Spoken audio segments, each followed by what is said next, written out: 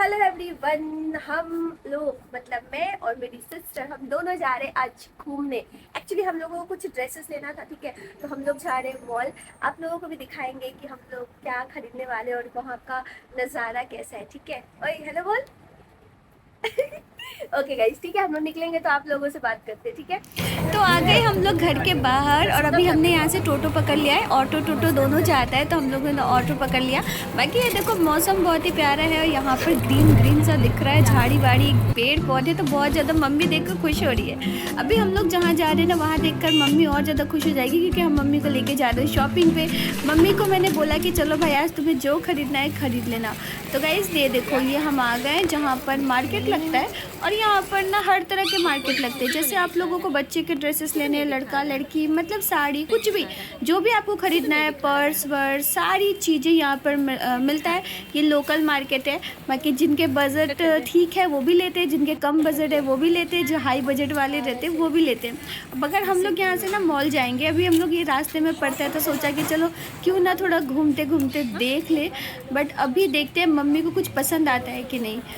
Okay तो अभी मेरी मम्मी को एक ब्लाउज़ पसंद आ गया और यहाँ पर आकर बैठी हुई है मम्मी। सोच रही है कि भाई कौन सा लूँ क्योंकि इतना सारा है ना, कंफ्यूज हो गई थी, उनको समझ नहीं आ रहा था कि कौन सा लेना है।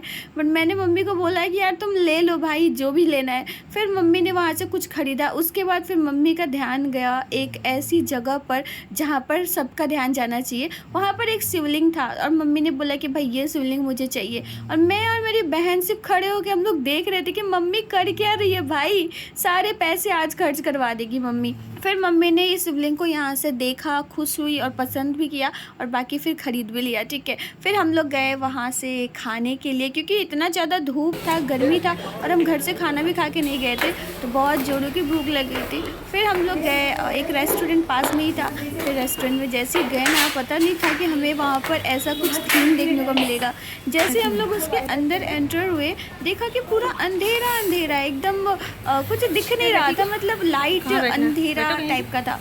फिर मैंने मम्मी को बोला यार अब हम आ गए तो चलो खाना मंगा ही लेते। फिर मैंने मंगाया fried rice and paneer, chilli paneer, जो कि मेरा फेवरेट है और इन लोगों का भी। मम्मी ने कुछ खाया नहीं क्योंकि मम्मी पनीर वगैरह नहीं खाती है। बट कोई ना, हम लोगों ने खाने पर फोकस किया। मम्मी अभी नहीं खाएगी तो कोई बात नहीं, मम्मी को कुछ और खिला देंगे। खाने की बात करूँ तो इतना ज़्यादा टेस्टी खाना था कि क्या बोलूँ। और वीडियो हम लोगों का थोड़ा अच्छे से शूट नहीं हो पा रहा था क्योंकि अंधेरा था यहाँ पर। बाकी बहन बोल रही थी कि यार यहाँ पे इतना अंधेरा अंधेरा सा है, लेकिन अच्छा लगा मुझे। बाकी फिर वहाँ से हम लोग खाना खा के निकल गए मॉल की तरफ। अब हमें जाना था मॉल में और देखना था कि कुछ पसंद आता है कि नहीं। फिर आई हम मॉल में और जैसे ही हम आए ना, मैंने देखा कि भाई यहाँ तो सिर्फ लड़के का कलेक्शन दिख रहा है, लड़कियों का तो उतना खास कलेक्शन है ही नहीं। फिर सोच रही थी क्यों आ गई, प्राइस भी इतना ज़्यादा है और कलेक्शन भी उतना अच्छा नहीं है। मुझे कुछ ढंग के कपड़े चाहिए थे बट मुझे यहाँ से मिला नहीं। पूरा मॉल मैंने ढूंढा, अच्छा अच्छा कपड़ा दिखा लेकिन सिर्फ लड़कों का। तो फिर मैंने बोला कोई फ़ायदा नहीं है, अभी यहाँ से निकलते ही है क्योंकि अभी मेरे पसंद का तो मिलना है नहीं। फिर हम लोग वहाँ से गए चप्पल का दुकान, जहाँ से मम्मी एंड बहन दोनों को ही सैंडल खरीदना था। चप्पल यहाँ पर मिलते हैं सारे, अच्छे बच्चे बूढ़े सबका। जैसे मैंने उधर मार्केट में दिखाया था कि वहाँ पे मार्केट मिलता है तो उस मार्केट में चप्पल वगैरह भी मिलता है। लेकिन ये जो है ये श्री लेदर का शॉप है। यहाँ पर सिर्फ इसी कंपनी का जूता मिलता है, चप्पल मिलता है, सैंडल जो भी बोलो। फिर यहाँ से बहन ने कुछ देखा, उसको पसंद आया तो मैंने बोला भाई जो पसंद है देख ले। बट इसका प्राइस इतना ज़्यादा था ना, 600-700 का एक हो रहा था। लेकिन फिर मेरी बहन ने बोला कि ठीक है एक बार ट्राई करके देखते हैं, अगर पहनने में कंफर्टेबल रहा तो हम ले लेंगे। तो बोले ठीक है भाई ले ले, तेरे को जो भी कंफर्टेबल है। फिर इसने ये वाला चप्पल देखा और हम लोग बस मम्मी को देख रहे थे कि मम्मी कुछ ले लो भाई क्या है। लेकिन मम्मी इतना इनोसेंट फेस बना के बैठी थी ना, मतलब लाइक इतनी मासूम सी है ना, लगता है कि क्या बोलूँ, मतलब किसी ने सही कहा है कि आज लास्ट जनरेशन है और इसी जनरेशन में ना मासूम मम्मी मिलेगी, ठीक है। क्योंकि अभी जब हम लोग बड़े होंगे तो इतने मासूम तो रहेंगे नहीं। बाकी बहन को एक चप्पल पसंद आया और उसके बाद वो वहाँ पर वॉक करने लगी। वो बोली कि भाई पहन कर घूम के चल कर हर कुछ करके देखूंगी, अगर पसंद आया कंफर्टेबल रहा तभी लूँगी। तो ये देखो कैसी हरकतें करती है मॉल में। बाकी चलो ठीक है यार, ऐसा तो करना ही पड़ेगा, अगर कंफर्टेबल ना हो तो फिर फ़ायदा नहीं है। आखिरकार मैंने पूछा कि भाई तेरे को पसंद आया कि नहीं आया, तो वो बोली कि हाँ ये चप्पल ठीक है, ये मैं ले लूँगी। फिर इस चप्पल को इसने ख़रीदा और इसका दाम 600 रुपये था। देखने में इतना ज़्यादा अच्छा नहीं है लेकिन कॉस्टली था। फिर हम लोग निकल गए घर की तरफ। तो गाइस अब हम लोग घर जा रहे हैं। घर जाने के लिए देखिए हम लोग प्लेटफॉर्म पे बैठे हैं, वेट कर रहे हैं ट्रेन का आने का। ट्रेन आने के बाद हम लोग जाएंगे घर। गाइस अभी रात के 10 बज चुके हैं, आप लोग देख सकते हैं यहाँ पे। रात के 10 बज चुके हैं, हम लोग घर जाने वाले हैं।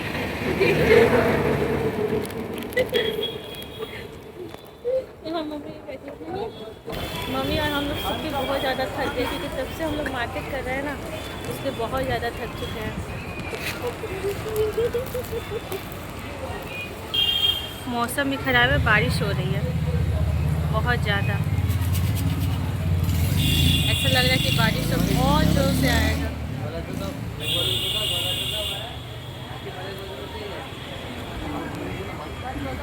तो गाइज़ थोड़ा टाइम वेट करने के बाद हमें हमारी ट्रेन दिख गई जिसे पकड़ के हम घर जा सकते थे।